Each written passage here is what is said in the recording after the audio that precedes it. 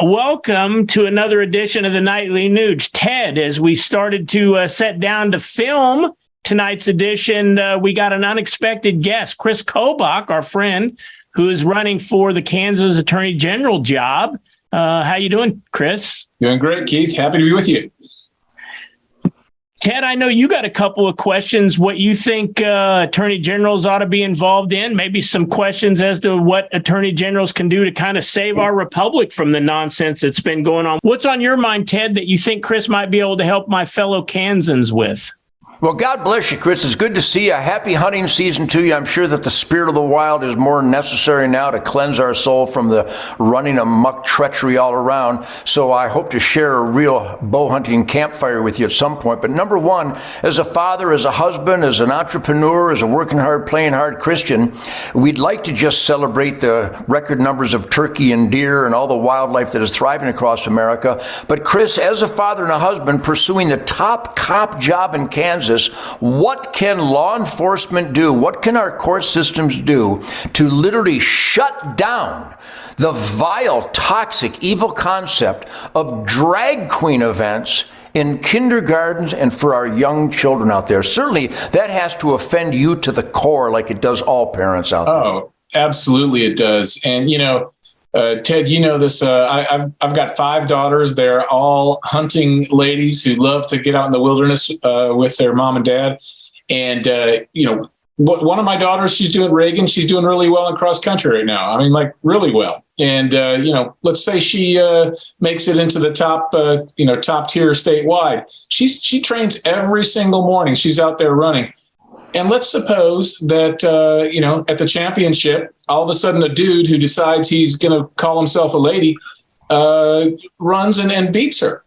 That the idea that women would be competing against men, which is so unfair, is just stupid. And I think people, even people who are not conservative, people who are not necessarily, voting for patriotic constitutional causes, any voter can recognize how stupid that is. So, yeah, this transgender agenda has gone insane. And yes, there are things we can do about it.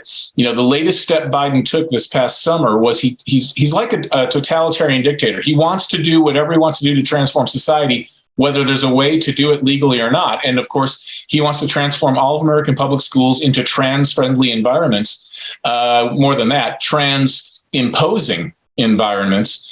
And he used federal school lunch fund money. In other words, it's a huge Department of Agriculture fund that schools across America use to subsidize school lunches. And he said, if you want to use that money, you have to adopt trans-friendly policies. That includes bathrooms and a whole bunch of other stuff. And the notion that the federal government can do this would have our founding fathers turning over in their graves, because there is no authority for the federal government to regulate anything with respect to the nature of our schools, and to use this federal lunch fund money, literally stealing lunch from the good people of America, stealing their lunch money so he can force a trans agenda on us, is ridiculous. So there is a lawsuit that several red state attorneys generals have already started, and which I will happily join if I'm blessed to be the Kansas Attorney General, to sue, because the states have standing to sue on behalf of their school children and their parents, and to stop this madness. It is illegal to use federal school lunch money to coerce something that has nothing to do with school nutrition. So yeah, we can and we will fight this madness. It just boggles the mind, Ted, that we're even talking about this, but that's where we are in Biden's America. Yeah, I think it's a diversionary tactic because it's so ugly, so wrong, so evil, so hateful to literally subject young children as they're developing a conscience and they're developing discipline from their parents, and we are hoping from their teachers. And in many cases, there are some good teachers out there. My daughter, Louisa, was Teacher of the Year at a Jewish academy in Houston, Texas, so I know what good teachers look like and what they accomplish.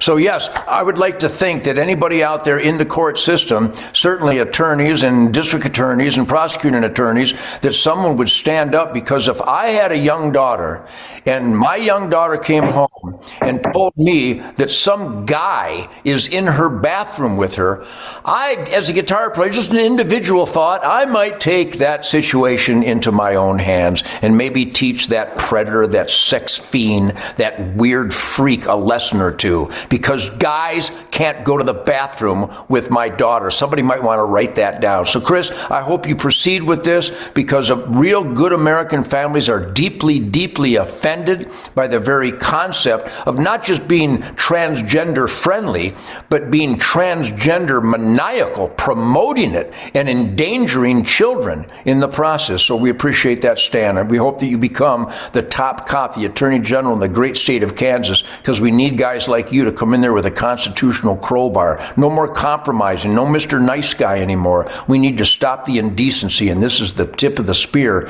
of indecency, the way I see it.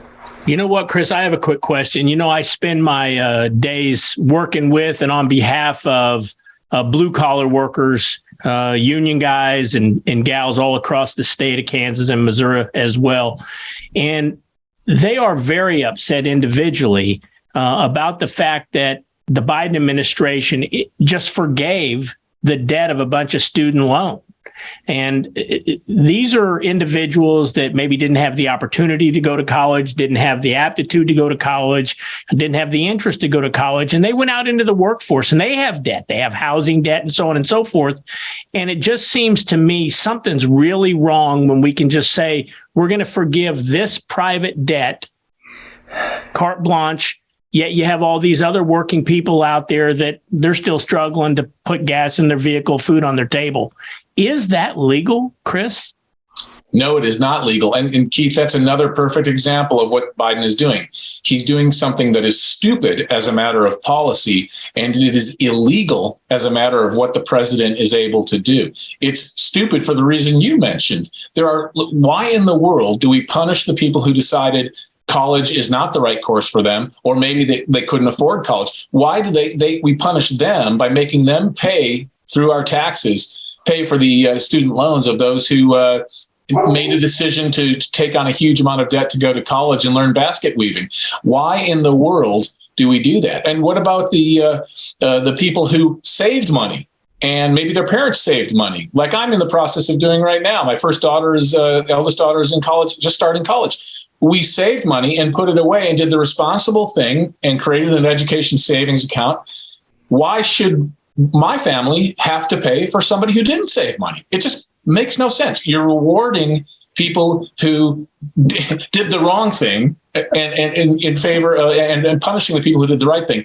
But here's the other part: as potentially the Attorney General of Kansas, God willing, this is another example of where state attorneys general can stand up and sue, because the executive has no authority under the act. It's the act that gives the president authority to declare emergencies and move funds around. He has no authority to declare an emergency. And of course, but his excuse for doing this is, of course, COVID. Everything's COVID. This has nothing to do with COVID, and there's no national emergency that needs to be addressed. And he's basically attempting to find authority where none exists. There's absolutely no authority whatsoever for him to move $500 billion into the hands of those who have taken out these student loans, because effectively he's transferring money to them. There's no authority under federal law for him to do this. There's not even an authority under the Constitution, one could argue, for him to do this. Our founding fathers put the authority to tax and spend firmly in the hands of the people's representatives in the legislative branch. The executive has never had the authority to just spend money as he sees fit without any input from Congress. And by the way, if Congress wanted to do this major national step of forgiving student loan debt, which is something that's been debated in this country for a long time and rightfully rejected until now, they have the authority to do that. And they have made no such decision. Once again, Biden, like a totalitarian leader, is trying to control things that the federal government has no authority to control. And which, by the way, the people, I'm sure, and the polls indicate this, if you ask the people, do they want to do this? They'd say, no, that's not fair. The people get it. Well, you know what, Ted, you have just an incredible attorney general in your state of Texas down there. And I'm hoping that my home state of Kansas can replicate that up here. And I strongly endorse and hope and pray that Kansans elect our friend Kris Kobach as the next Attorney General. And hey, Kris, by the way, before we let you go, for those of our listeners out there, maybe they're not in our state, but their light bulb went on above their head saying, hey, look, attorney generals in states different than mine can actually save and protect my American rights here, even though I'm not in your state, that want to give to your campaign and make sure that you become the attorney general. How do they do that, Kris? Yeah, thanks for asking, Keith. They can go to kriskobach.com. That's KRISKOBACH.com. And it is important to note that a great attorney general like Ken Paxton in Texas, when he brings a lawsuit to stop the Biden administration in its tracks, that injunction protects all Americans. So the attorney general of Texas can act in a way to protect every God-fearing, Constitution-loving American in this country. So, yeah, absolutely. This is one of those offices where an attorney general can step in on behalf of all Americans, not just the people of the state. Hey, if you're listening tonight, ladies and gentlemen, please go to kriskobach.com. $50. If you can do more, but $50 to protect your own rights, our rights, really the traditional American values that we all love.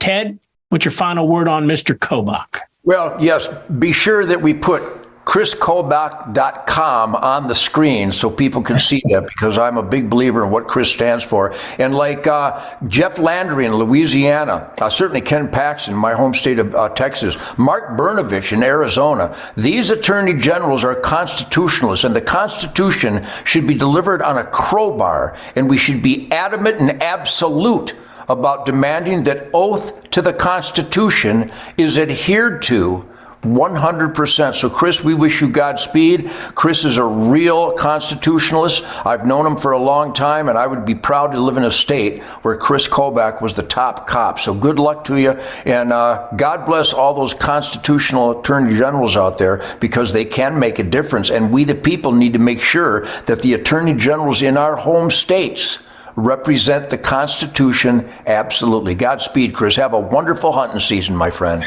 Thank you, Ted. Come back again tomorrow night. We'll have some more of the Nightly News right here, where there is absolutely no fake news.